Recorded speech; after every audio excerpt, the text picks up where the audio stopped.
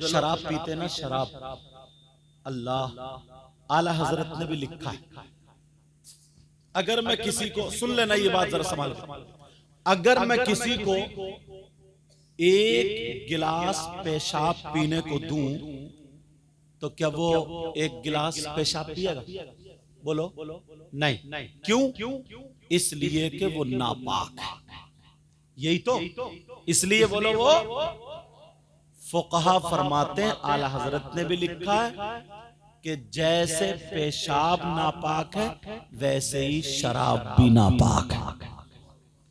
अगर एक दरहम से ज्यादा पेशाब लग जाए उसका धुलना जरूरी है, ऐसे ही अगर शराब लग जाए तो उसका भी धुलना जरूरी है। तो जिस मुंह से तुम अल्लाह और रसूल का नाम लेते हो यार, उसी मुंह से एक गंदी चीज पीते हो, शराब पीते हो, ये हराम चीज पीते हो, जिससे हमारा खून बन रहा है, जिससे हमारा गोश्त बन रहा है, जिससे हमारा जिस्म बन रहा है, वो हराम चीज। अल्लाह लिखा है जो मर्द और औरतें गलत काम करते हैं ना, तो जहन्नम में उनकी शर्मगाह सड़ जाए, उनकी शर्मगाह में खून पीप कचलऊ सड़ जाएगी, और उन्हें इतनी जोर से पेशाब लगेगा मगर पेशाब नहीं उतरेगा। उनके पेट ऐसे हो जाएंगे जैसे मटके, मसाने उनके भर जाएंगे। क्यों? पेशाब भर जाएगा, पेशाब नहीं उतरेगा। अब वो चीखेंगे, चिल्लाएंगे, पेशाब पेशाब पेशाब। उधर वो लोग जो शराब पीते, अल्लाह उनकी प्यास इतनी बढ़ा देगा, जहन्नम में इतनी बढ़ जाएगी, वो कहेंगे हाय हाय कुछ पीने को, हाय कुछ पीने को, कुछ मिले पीने को, कुछ मिले पीने। तो मालूम है ये जो शराबी है ना, शराबी, अब अल्लाह के हुक्म से उन लोगों को जिनके पेट बड़े हो गए थे,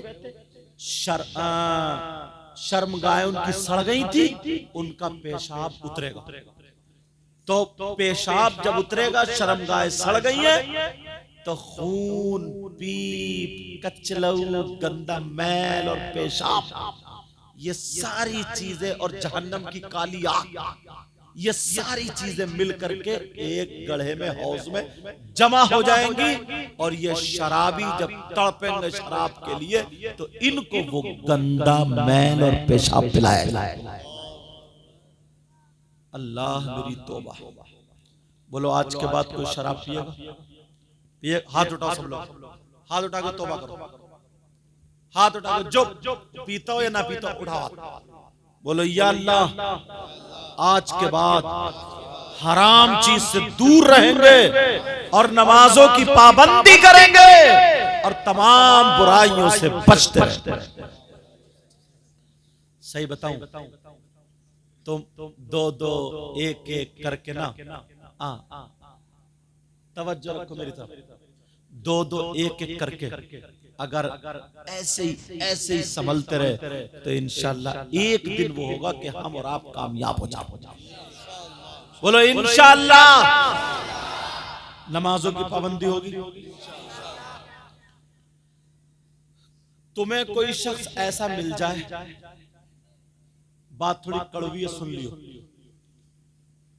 जो बेटा, सगा बेटा अपनी मां के साथ गलत हरकत करता,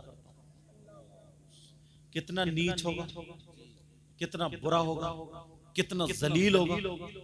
उससे खराब कोई हो सकता है जो सगा बेटा अपनी मां के साथ जिना करे, जिस मां ने 9 महीने पेट में रखा, जिस मां ने दूध पिलाया। है कोई ऐसा? तुमने देखा आज तक? अगर मिल जाए तो उससे दोस्ती करोगे? बोलो, उसे प्लेट में खिलाओगे? उससे रिश्तेदारी करोगे? और अगर तुम में से कोई हो तो तौबा करोगे? अब मैं हदीस सुनाने के लिए जा रहा हूं। कौन है वो? आज के दौर में 10% लोग हैं हम। मर सकता है मगर मां के साथ गलत हरकत नहीं कर सकता। वो कौन है? सुनो, नबी फरमाते हैं सूद और ब्याज। नाम सुना होगा तुमने, सूद और ब्याज। आका फरमाते हैं जो इसका गुनाह होता है उस गुनाह के 70 दर्जात। कितने बोलो? 70 दर्जे। इतना बड़ा, इतना बड़ा, इतना बड़ा, इतना बड़ा, 70 दर्जात। एक बड़ा वाला, फिर उससे छोटा, फिर उससे छोटा, फिर उससे छोटा, फिर 70वां सबसे छोटा। दूसरी हदीस में 73 दर्जों का जिक्र है। 70 दर्जों में सुनो, सबसे छोटा वाला दर्जा जो है उसका गुनाह और पाप ऐसा है जैसे सगे बेटे का मां के साथ जिना। कोई सूद का रुपया खाएगा, कोई ब्याज का रुपया खाएगा। 10,000 दे दिए, 12 लिए, कमेटी डाल दी, कोई 1 लाख रुपए इकट्ठे करे, कोई 90 पे उठा रहा, कोई 80 पे उठा रहा, बाकी जो बच रहे बट रहा। ये नाजायज और हराम। हाँ, अगर 10-10 हजार रुपए इकट्ठे करके 1 लाख जमा कर लिए, उसमें कोई घटाव बढ़ाव नहीं है, वैसे ही जिसको जरूरत हो दे दो, अगले महीने में दूसरा ले लो या कुरानदाजी कर लो, तो ये जायज। समझ में आ रही बात? नबी फरमाते। अच्छा, नबी की बात गलत हो सकती है क्या? एक एक हदीस आखिरी दर्जे की सुना रहा हूं। कितना खराब बेटा होगा यार जो अपनी माँ के साथ, जुमला बोलने में भी थोड़ा वो हो रहा है, जो अपनी माँ के साथ मुंह काला काला ऐसे समझो, गलत नजर कर। कौन है वो? सूदी और ब्याजी। सूद और ब्याज का लेने वाला, देने वाला, उसके गुनाह के नबी फरमाते 70 दर्जे। छोटे वाले दर्जे का इतना गुनाह है और बाकी 69 बड़े बड़े बच्चे, उनका कितना होगा? कोई खाएगा, सट्टा लगा दिया, 500 रुपए कमाए, 200 रुपए बचा लिए, 300 का सट्टा लगा दिया और रात को सो गया कि अब तो मैं सुबह को अनिल अंबानी हो जाऊंगा। आज तक कभी कोई सट्टेबाज मालदार हुआ? आज तक कभी भी कोई सट्टेबाज कहीं भी मालदार हुआ? बल्कि बीबी को और बेच के चला गया। ऐसी मिसालें सुनने में आई हैं हजरत। घर बेच दिया, बीबी दूसरों के पास छोड़ दी, रख दिया। सट्टा, ब्याज, जुआ, हराम का लुकमा हरगिज नहीं जाना चाहिए हल्क में। बोलो जाएगा तो नहीं?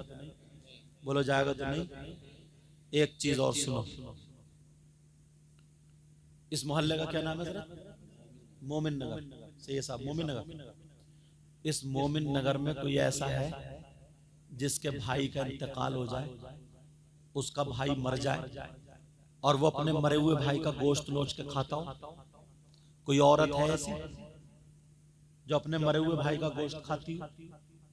तुम्हारे मोमिन नगर में अगर कोई अपने मरे हुए भाई का, मुर्दा भाई का गोश्त खाए, उससे रिश्तेदारी करोगे, दोस्ती करोगे, साथ में रहोगे, दस्तरखान पे खिलाओगे?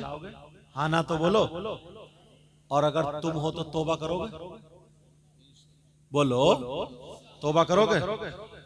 मेरी बात भी गलत हो सकती है, इनकी भी गलत हो सकती है, तुम्हारी भी गलत हो सकती है, अल्लाह का कलाम गलत हो सकता है, कुरान शरीफ गलत हो सकता है। जालिकल किताबुल ला रैब फीह, ये वो कलाम है जिसमें शक की गुंजाइश तक नहीं। अब कुरान की आयत से साबित कर दूं कौन है वो, चेहरे दिखा दूं कौन है जो अपने मरे हुए भाई का गोश्त खाते हैं, बता दूं? सोचोगे यार ये मौलाना कैसे बुला ले, ये तो सारी पोल खोले दे रहे हैं। कुरान है, कुरान, कुरान की आयत पढ़ रहा हूं। बिस्मिल्लाहिर्रहमानिर्रहीम। वला यग़्तब बअदुकुम बअदा अयुहिब्बु अहदुकुम अन यअकुला लहम अखीहि मैतन फकरिहतुमू। पूछो इनसे, बड़े बड़े चक्कारी हैं, हाफिज है, पूछो हाफिज है नहीं? ये कुरान की आयत, ये कुरान की आयत। इसका तर्जमा घर जाके देख लेना, वरना मैं तर्जमा कर रहा हूं। अल्लाह फरमाता है अगर कोई आपस में एक दूसरे की गीबत करता है, बदी करता है, चुगली करता है, पीठ पीछे बुराई करता है, चौराहे पे बैठा और तड़पड़ तड़पड़ मार दी 2-4 बुराइयां,